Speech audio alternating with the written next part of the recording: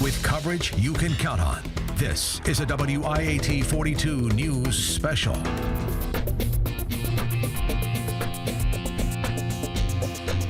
Good evening, and thank you for joining us for this special edition of WIAT 42 News at 10. Tonight, we're taking a look back at our top investigative stories of 2014, from shocking, impactful stories to just the facts to keep you and your family safe.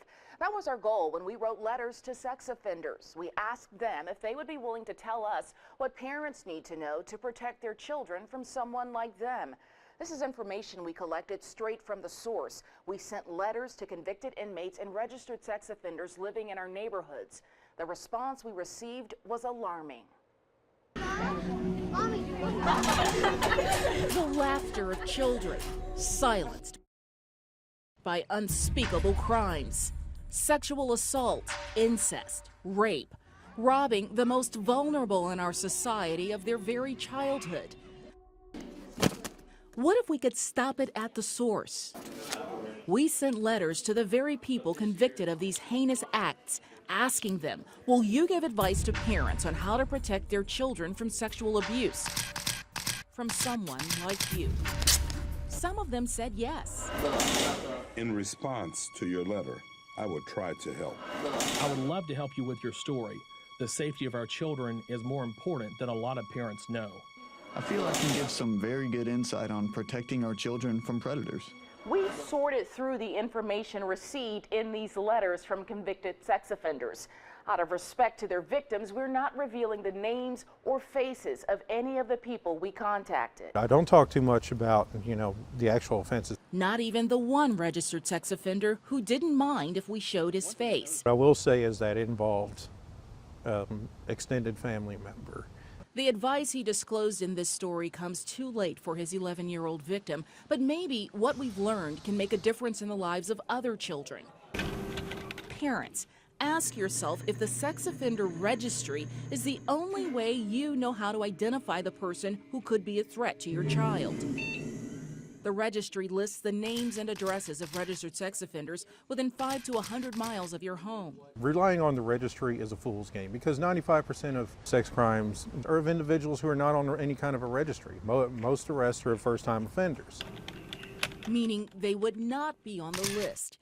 We discovered something else as we evaluated the letters we received from sex offenders. Some events like this happen only by opportunity, are not planned, even thought of. But for victims, they are never forgotten. One of the people who wrote us from prison is a convicted murderer.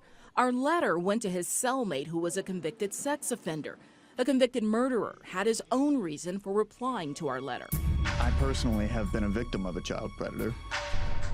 His advice to parents reads like a playbook. Rule number 1 should be if your child says someone has done something to them, automatically accept it as truth and start the investigation. Rule number 2 should be do not let your children go alone to places that seem safe. Make them stick to a buddy system.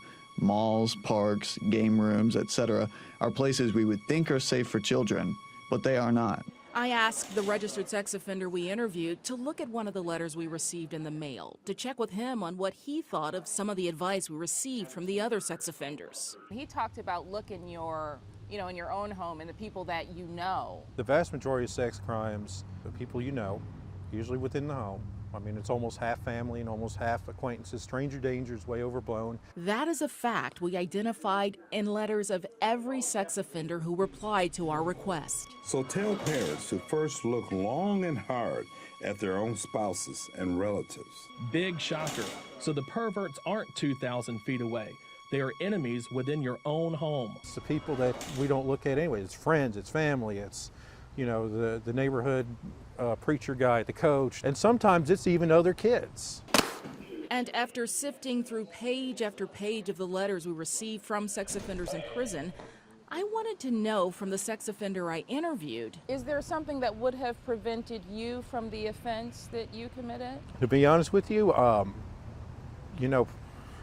my circumstances are different than everybody else. I can only speak from my own circumstances, and I don't like to talk about it, but if I was to go back, I could have made some different choices.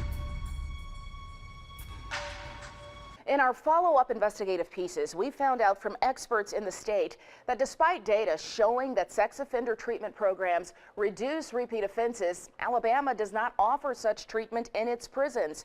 We talked to the state lawmaker in charge of Alabama prison reform, the task force, Cam Ward, and he told us that the money isn't there and that when he meets with people for the task force meetings, they actually tell him they don't want their tax dollars spent on treating sex offenders. You can watch my entire interview with Senator Ward, our follow-up reports, and my full letters to sex offenders investigation at WIAT.com. There are several branches of the United States military and many ranks, but each of those ranks has to be earned.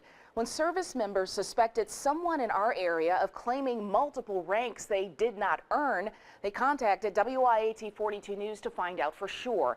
WIAT 42 News investigative reporter Parrish Alleman tells us how one interview she did with a woman on Memorial Day launched a 5-month investigation into a case of possible stolen valor. Semper Fidelis. It means always faithful. And you can see that dedication, that loyalty to country being honored at the funeral of a fallen Marine. It was at a military funeral ceremony that we found someone claiming to be one of those faithful, one of the few and the proud. She was convincing a lot of people here, some veterans, the Patriot Guard that she rode here with, even me. It's very emotional. It is, because you lose people, and that's kind of your way of, I guess, saying goodbye or having closure. I interviewed Julie Johns a few days before Memorial Day at the Alabama National Cemetery, a sacred place. She told me she was a 16-year veteran, a retired master sergeant in the United States Marine Corps, and a war veteran on 2 separate fields of battle. I was in Operation Iraqi Freedom and Enduring Freedom. After this story aired, it was shared online at WIAT.com, then started gaining attention in Facebook groups for female Marines. And something about Julie Johns' story didn't sit right with them. There were over 1,300 posts attached to that thing. Us women were angry. Mm-hmm. Yeah. I received dozens of emails from Marines, all claiming that Julie Johns was an imposter. The WIAT News investigative team flew to South Carolina to speak to 3 of them in person. How dare you try to steal the honor that my sisters have earned? I would just say shame on you for even just having the guts to say that you're a Marine. They told me to be a Marine means they proved a lot of people wrong. I had people tell me I couldn't do it. I surprised them all. Don't claim my title, I earned it. So we dug deeper into Julie Johns' past. Was she lying? Throughout my entire 5-month investigation, I spoke with Julie Johns on the phone 5 times, went to her house 3 times. She never wanted to be recorded, but she did talk to me. No matter what the accusation, Johns had an explanation for everything. The female Marines called the medals and ribbons Julie Johns wore during our interview a red flag. To a civilian, they just look like eye candy. But to somebody that's in the military, especially somebody that's been in a while, it's a story. She had 3 bronze stars sitting on there. How do you accomplish that? Johns told me the medals weren't hers. They belonged to friends of hers, and she wore them as a tribute. No, Absolutely not. No Marine would do that. The female Marines told me to ask Johns for her discharge papers. We all have one. If we don't have it in our possession, you can contact headquarters. Julie Johns didn't have hers. I kept digging and kept checking everything Julie Johns had ever told me. She told me she was medically discharged and received benefits from Veterans Affairs. The VA Medical Center in Birmingham told me they were unable to locate any information on Miss Johns, meaning she had never received VA benefits in Alabama. Julie Johns also told me she was a drill instructor on Parris Island. I contacted the Deputy Director of Public Affairs on Parris Island. She checked their records and said if Julie Johns were a drill instructor, we would definitely have a record of her, and we don't. Finally, I contacted the United States Marine Corps Manpower Division. They pulled Julie Johns' official file from the National Personnel Records Center in St. Louis. Their records show Julie Johns reported to recruit training on January 6, 1997, and was released on January 21, 1997. Her story never quite added up, but here's what did. I investigated for more than 160 days, made dozens of phone calls and emails, and traveled nearly 500 miles. Finally, after 5 months, our investigative team visited her house one final time on October 28th. Julie Johns called me back November 4th, finally ready to set the record straight. She didn't want to do an interview. She still didn't want to be recorded. But she did have a message. I'm sorry. Julie Johns told me, quote, I didn't do it to hurt anybody. She finally admitted she didn't serve 16 years. She served 16 days and was released from boot camp for minor medical reasons and never went back. She said she started lying about her service record around 2000 after some difficult moments in her life. But why? Why do this? She told me, quote, it was easier to carry on with a whole different life. Her message to the real Marines and to those who served in war like she claimed to, I have the utmost respect for them. I don't think sorry is going to be enough, but I don't know what else to say. I come from a military family. I realize what I did. I realize what I did was completely unacceptable. At the end of our conversation, I asked if there was anything else she wanted to say to female Marines, to military members everywhere. Quote, that it will never happen again. Per Solomon, WIAT 42 News, coverage you can count on. These kinds of cases are usually not prosecuted. Under the Stolen Valor Act, there has to be proof that someone lied in order to gain something like money. So instead, a lot of people have taken to the internet to find and expose people who lie about their military service. The chairman of the POW network Fake Warrior Project tells WIAT 42 News their group has been doing this for 25 years and they get reports every day, all day. If you suspect someone of lying about their military service, go to WIAT.com and look for this story. We have a link to the Fake Warrior Project where you can report it. Still ahead, gambling is illegal in Alabama, but that's not stopping sports fans from placing their bets on their favorite teams. The WIAT 42 News investigative team questioned why they're getting away with it. But first, restaurants aren't getting away with serving up health code violations. We'll reveal the biggest violators of 2014 next.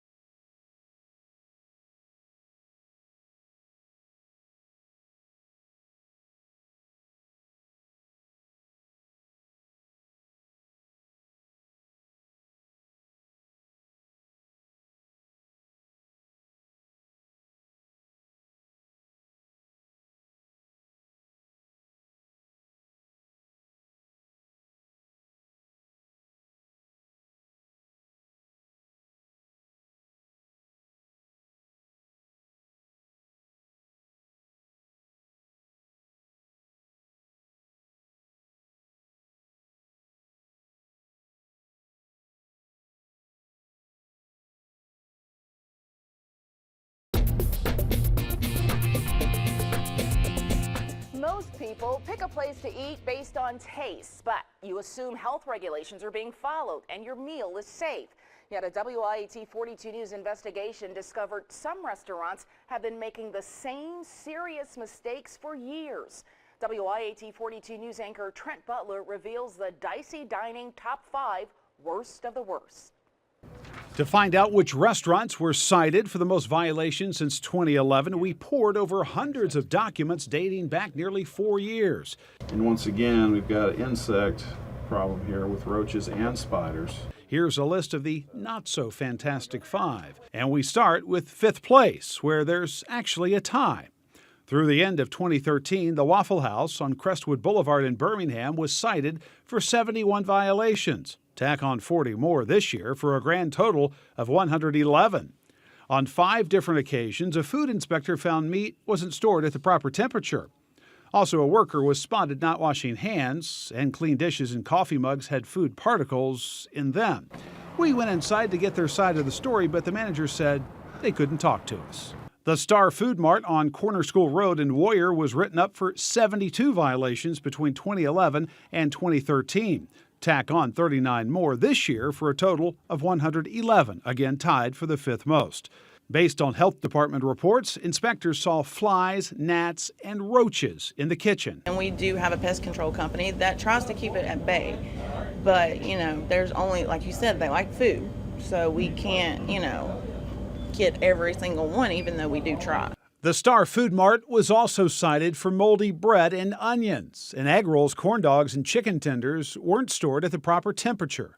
With the 4th most violations, the Waffle House on Gadsden Highway in Birmingham. Jefferson County health inspectors served up 98 violations between 2011 and 2013. 48 more this year, a total of 146. This Waffle House was cited 5 different times for storing eggs at the wrong temperature, and employees were seen not washing their hands properly multiple times. One of the things was employees not washing hands. How big of a priority is that for y'all? That's the #1 priority. So, like I said, I haven't seen these things go on my shifts when I'm here. Everybody do what they're supposed to do. Inspectors also deducted points for mold accumulation inside the ice machine. Number 3, O'Charlie's on South Colonial Drive in Alabaster. 137 violations between 2011 and 2013. Another 10 this year for a total of 147. Shelby County inspectors marked O'Charlie's down twice for a, quote, presence of flies.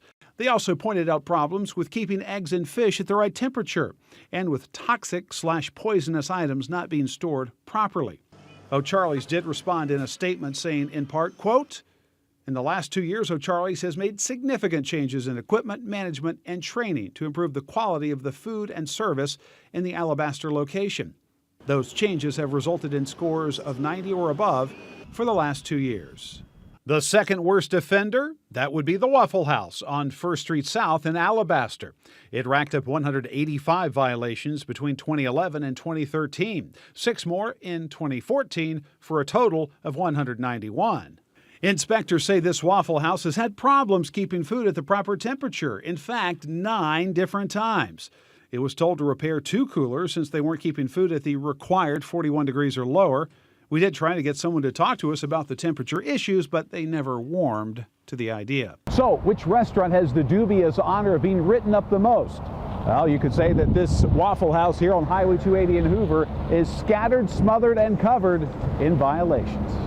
In fact, 180 between 2011 and 2013, then another 13 this year, a grand total of 193, the most of any restaurant in Jefferson and Shelby counties. Inspectors reported that the floors were dirty.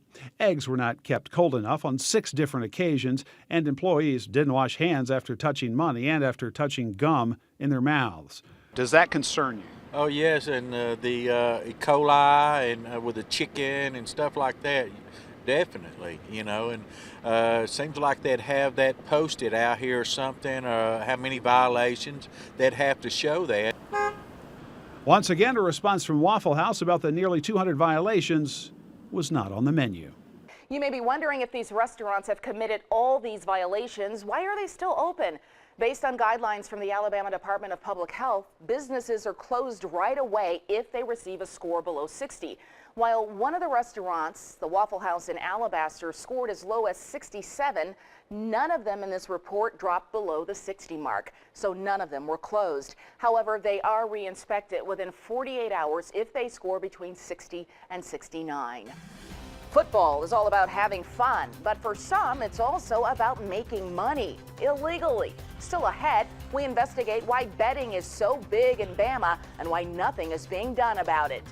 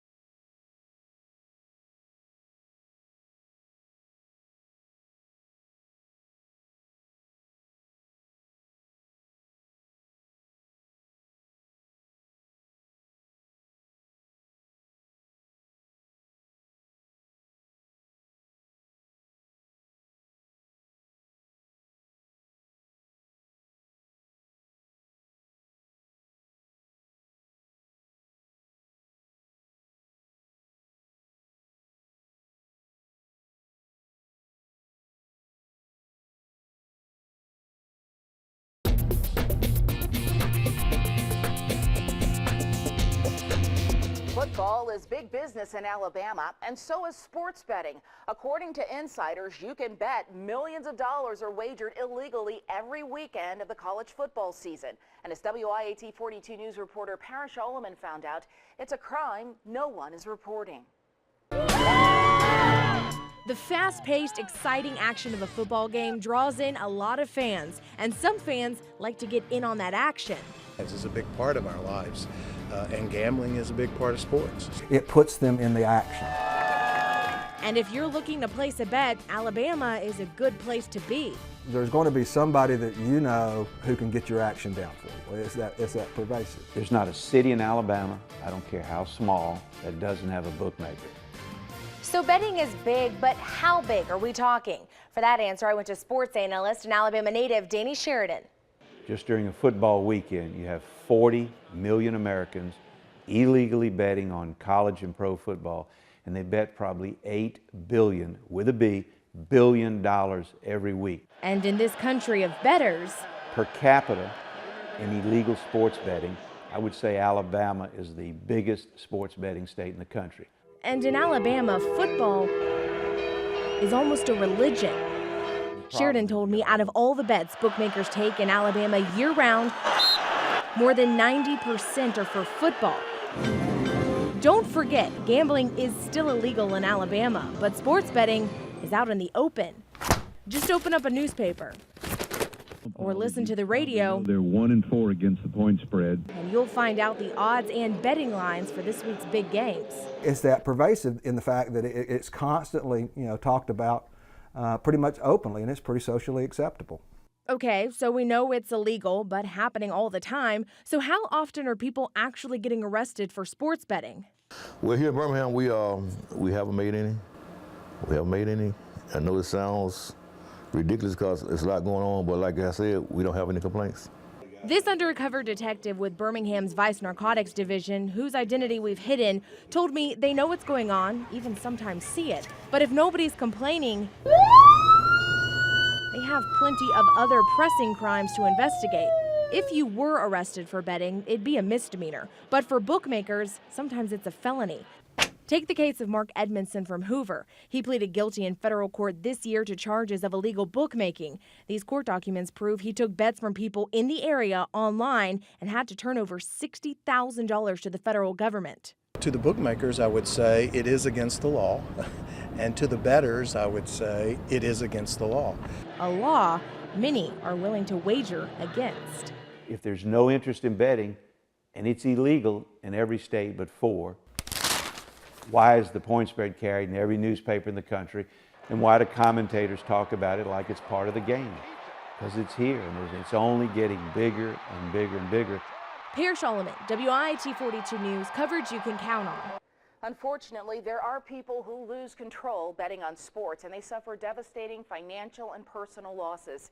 If you or anyone you know thinks they have a problem with gambling, go to our website, WIAT.com, and look for this story. We have a link where you can find help. We'll be right back.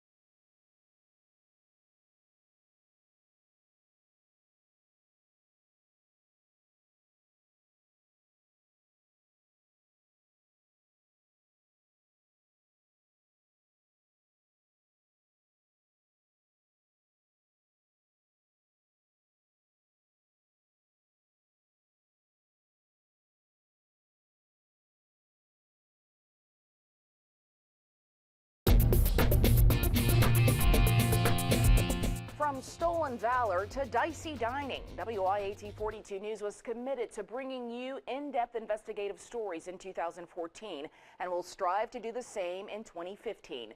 If you have a story you'd like us to look into, email us at report@wiat.com. Thank you for watching WIAT 42 News. Have a good night.